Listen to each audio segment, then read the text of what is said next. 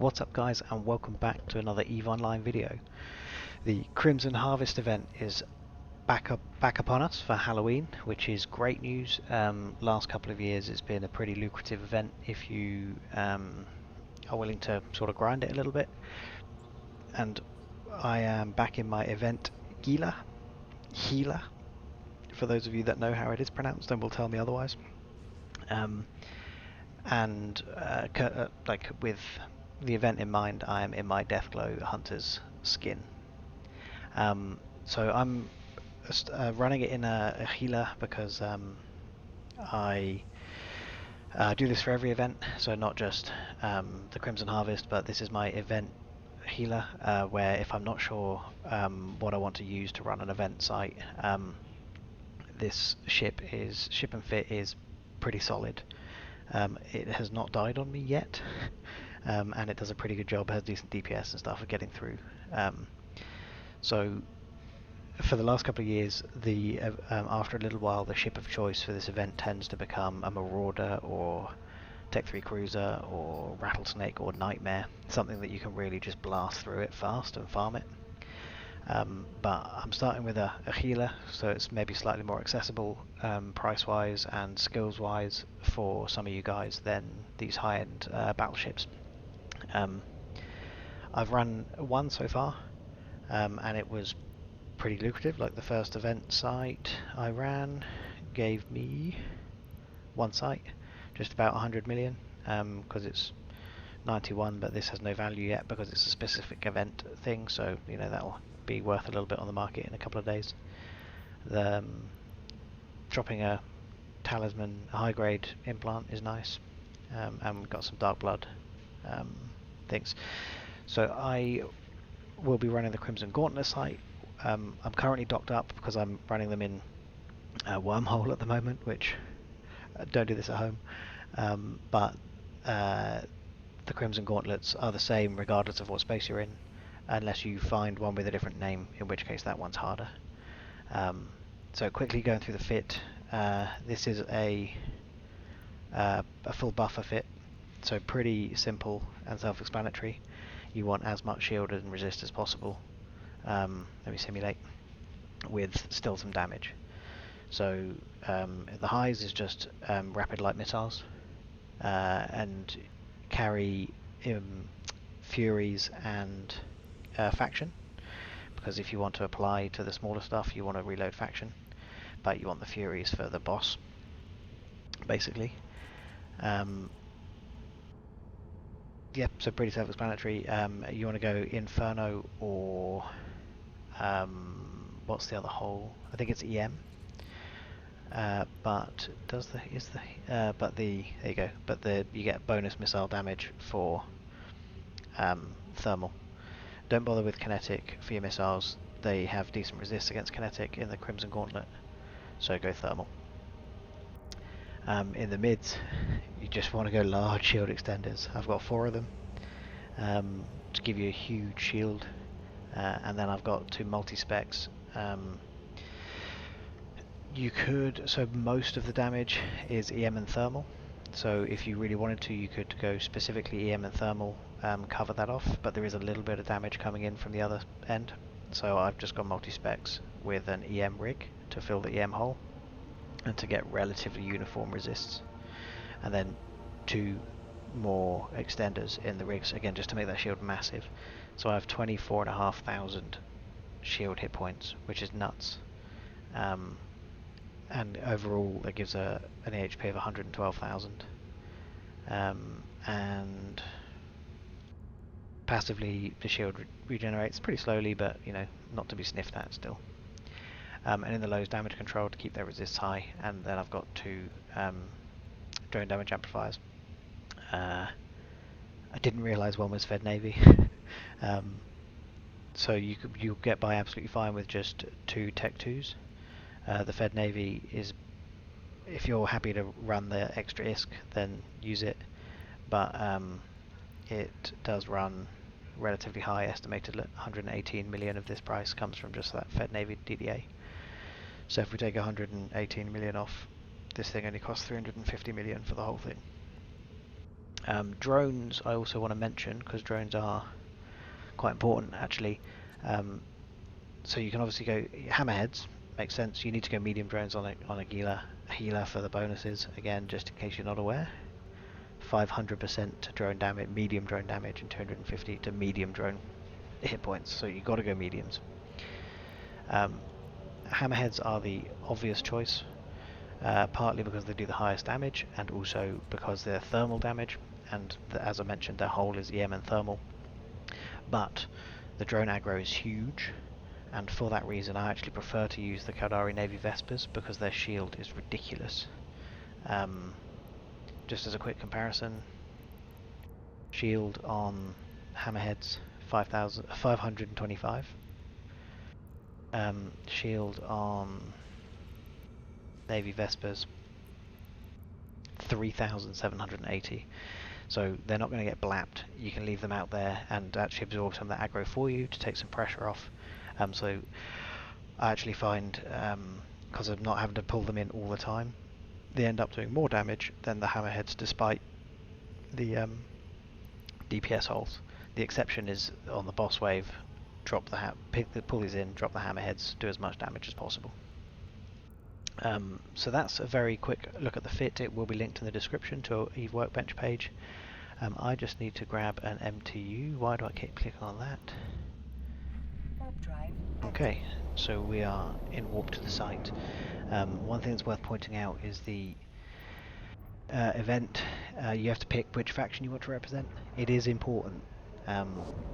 So it doesn't just impact the rewards, it actually impacts the missions. So I chose to represent the Blood Raiders, and so Crimson Gauntlets actually earn me nothing. But that's, that's the one side I want to record the video. But anyway, so land in the first site, and there will be a wave on landing. They will often warp out and warp back in.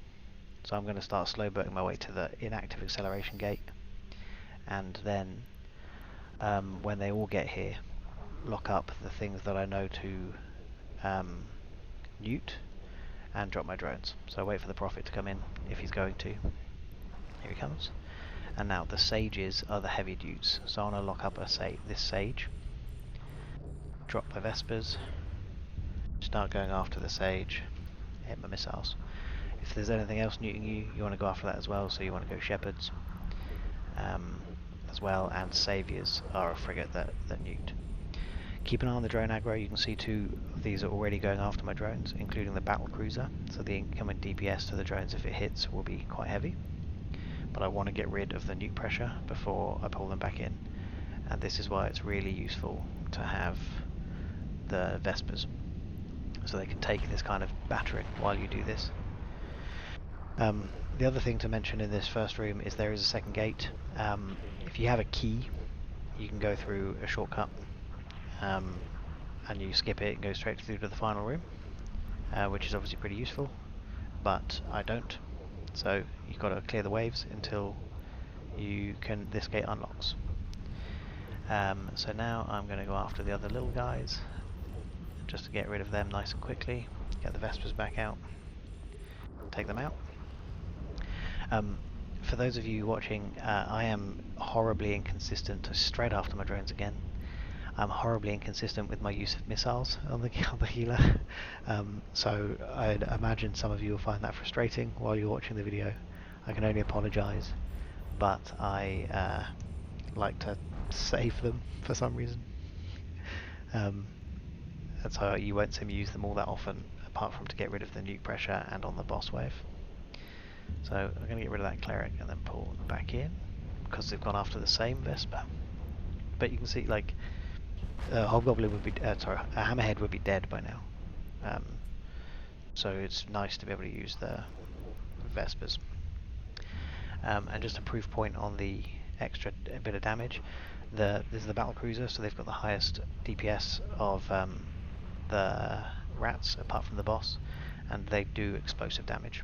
So you do have to watch for that.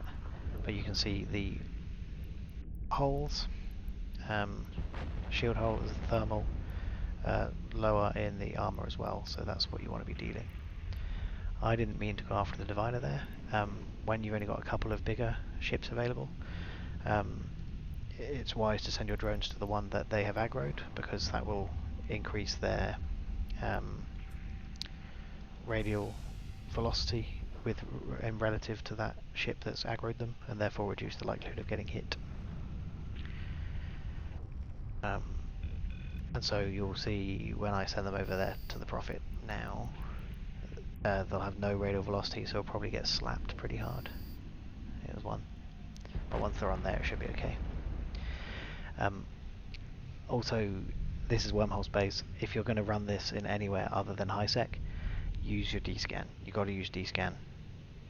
I've got mine on max range for now, so I will hopefully know if anything is going to come in. Then, if in doubt, I'm going to go back to that in a second, because you want to be relatively quick with using the acceleration gates, because sometimes in every room another wave will spawn, and if they warp scram you, then have to clear that before going through the gate. So please bear that in mind. When we land in the next room, look for the things that newt. No sages, which is nice. So wait for them to warp out, wait for them to warp back in, because otherwise they'll aggro your drones.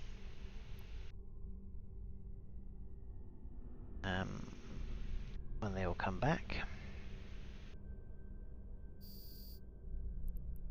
including the diviner, we will now lock up the doesn't matter, I'm just going to go little to big. There's no newts.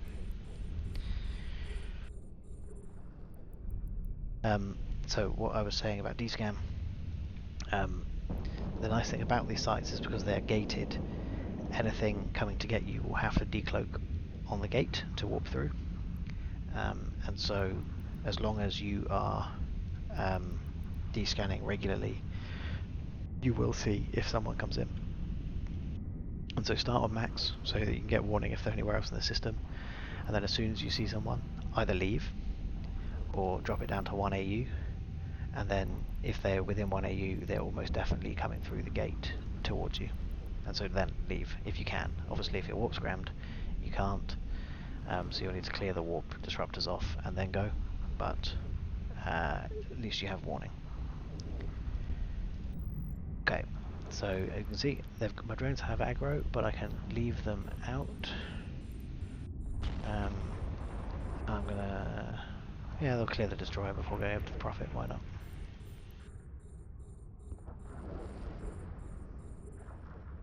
Go to that one now. The bounties are pretty good. I don't know why it's not coming up in the selected item, but basically it's sort of 100,000 I think per level. So a frigate is 100,000, destroyer 200,000, cruiser 300,000, and so on, I believe. And what it means is basically by the time you get to the boss, you should have earned about 5 million in bounty, and then the boss itself is also 5 million in these lower level sites. So you can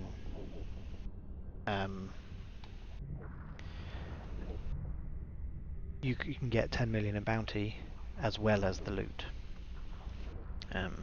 So it's not bad, and you can see it doesn't take that long, even in the Gila.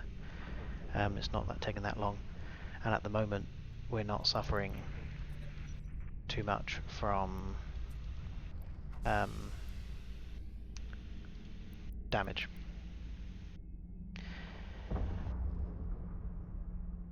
It is worth dropping the MTUs because sometimes the wrecks drop something valuable.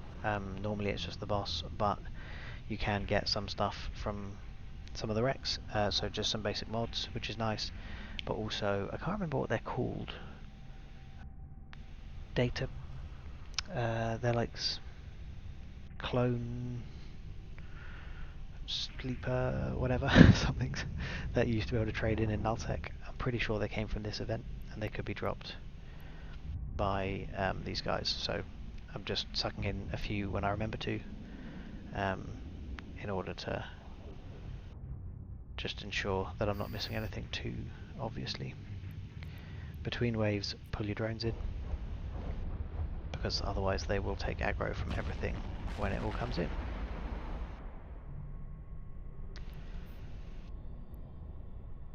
This is quite a long pause between waves. Here we go. Okay, what have we got? Here come the sages, and as I mentioned, sages you want to take out first. Get rid of they've got heavy newt pressure. They're going to warp out. Okay, so Saviour also newts, Saviour also newts. So while those guys are warping in and out, we will go after the Saviours. And then when they come back in, we'll go for the sages, but we'll probably have to pull. We'll leave the Vespers out actually, because if the sages target the Vespers, then they're not newting me. So we'll just keep an eye on the damage. Ah, they split their aggro. That's good news. Okay, let's go for this one. Okay, just keep an eye on the aggro, because it does ramp up, especially as other things unlock and target them.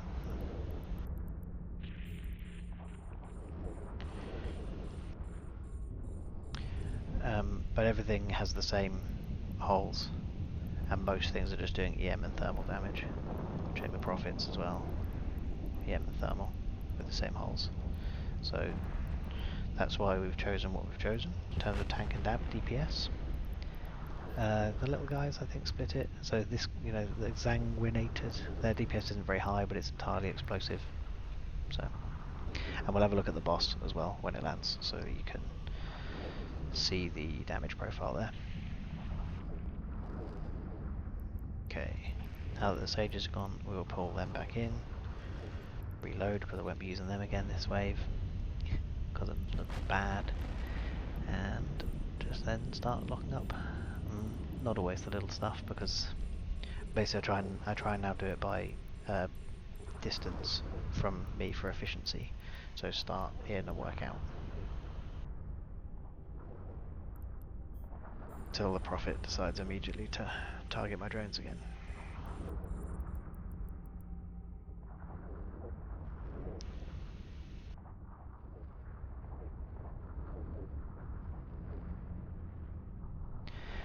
Okay, so what I think should happen here is the gate should unlock after the second wave, but then a third wave will spawn. So because I dropped my MTU, I'm a little bit far from it, which might mean that I get scrammed. I've got no prop mod, but we'll see. Probably lock everything. Go for the Sanguinator. I might start moving now. Nothing of note in there, so I'm not going to bother shooting it, and start slow boating over there.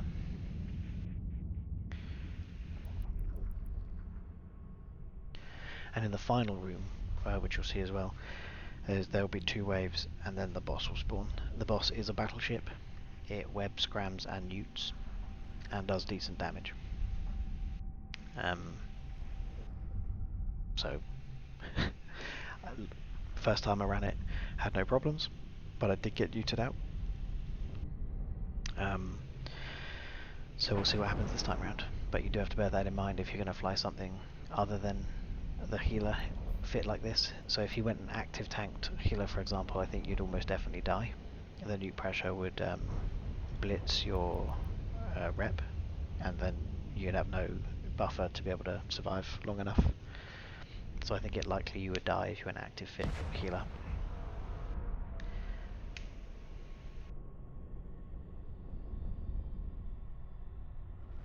Okay, last one. We're ready to pull drones and jump.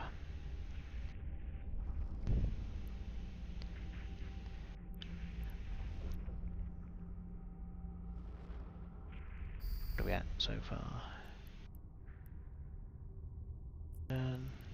Get ready. Slow spawning waves this time. The first site, the third wave had spawned and I was already targeted. Not scrammed, so I still managed to warp, but I was targeted and being attacked already. So it's funny the subtle differences between the different sites.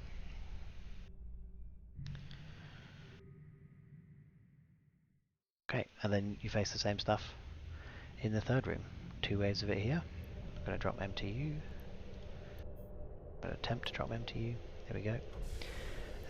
I'm looking for the sage. Okay, everything's walked out again. It is pretty annoying they do that. Because obviously the smaller ships do it faster, so then you're waiting before you can drop your drones. Okay, so where's the sage? And then Saviour, Shepherd. Trade onto the sage with my missiles as well. Oh, sage is going after my drones, that's fine.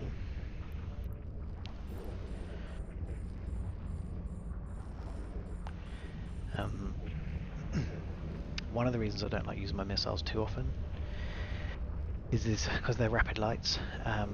You've got a pretty small magazine, so you can only hold 20, but also it takes 30 seconds to reload. So I don't want to be beholden to my missiles with the huge reload time, especially when it comes to being ready for the boss.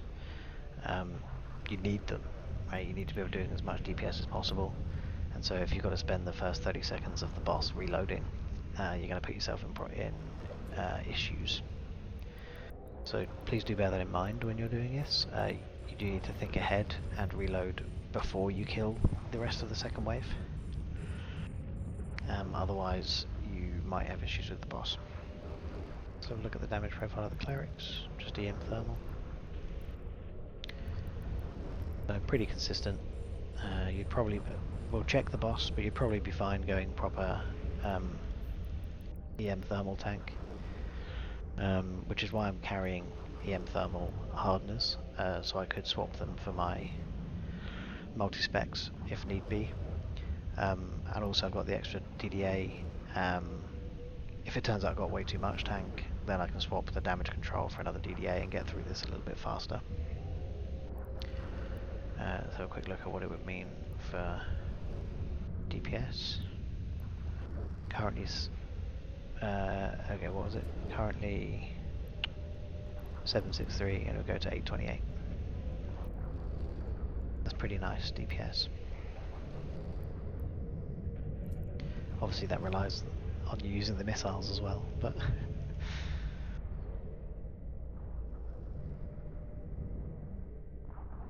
come on, this last little bit of divine has taken a while. There we go. Yeah, cleric. You can see no issues so far. We've not come anywhere close to 60% shield yet, but we'll see how we get on with the boss, and then we might decide whether we swap the drone damage amp in for the damage control. But we're nearly done. How long have we been in this site? Maybe 20 minutes? It would definitely be 20 minutes by the time we're finished. So this isn't the fastest ship to do this, and that's why the bigger the marauders, so Paladin or Nightmare or Rattlesnake or Golem, those kind of ships are really popular. And so if you're going to run these in high sec where it is in inverted commas safe to use those ships, they will out DPS you every time, so you'll struggle to use this. But if you're going to use it, if you want to give it a go, then it's a good ship to use. Like, I really like it.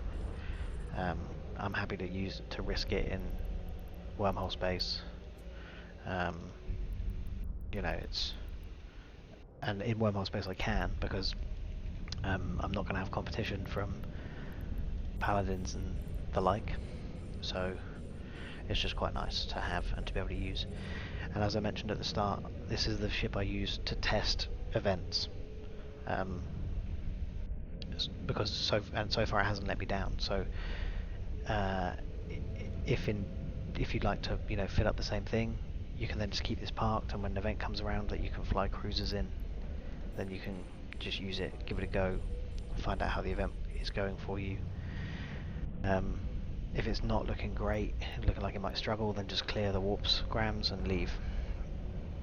Come back in something different. You chalked it up, gave it a go, but you've got enough buffer that you can take that risk and try it out.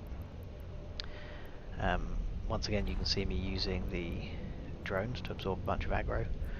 The joys of the Vespers.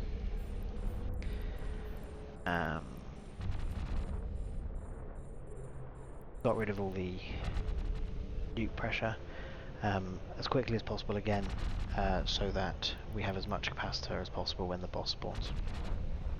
Quite important. I honestly think even though we've only got a little bit of active tank, I think having the capacitor is more important than this much shield. So what you could do is switch one of these off if you're worried about your cap. Switch one off until the boss spawns and just keep an eye on your shield that way. So pull them back in again, and then we'll go after these three. When we're done with these three, the boss will spawn, and we'll pull these drones and drop the hammerheads. What's possible, I think, so in the first site, the boss spawned by itself when I'd killed everything, but it might be possible for it to spawn with one or two things left on grid, so just be aware of that. Like if it spawns with a Prophet or a Diviner on grid, that's quite a bit of extra DPS you'd have to deal with at the same time. So yeah, just worth. There's not much you can do about it, of course, but you could change the order in which you killed everything. You could try and leave just a couple of frigates on grid at the end. But if they're using frigates, then your capacitor would have taken a hit before the boss spawns. So balance it how you see appropriate, but just bear that in mind. Okay, one more. And as I mentioned before, is why I'm not. Oh, I should be reloading already. Because I haven't been paying attention. I hadn't reloaded. What I was about to say is, as I mentioned before, I'm not using my missiles now because it takes 30 seconds for them to reload and the boss is about to spawn. As it happens, there you go, the boss has spawned with this on grid, so I've got no missiles and my drones are tied up on the Prophet for a second.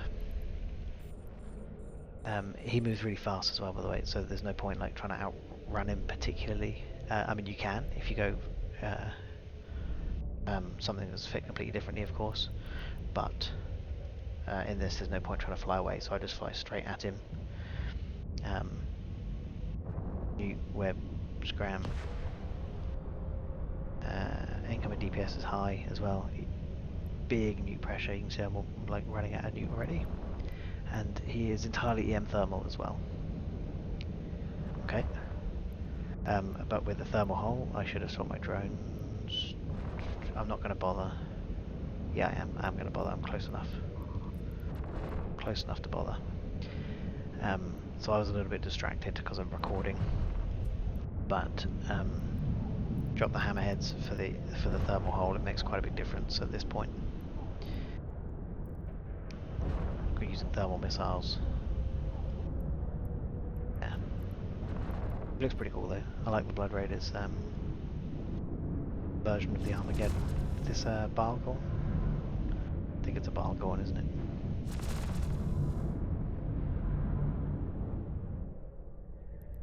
Just keep checking dscan.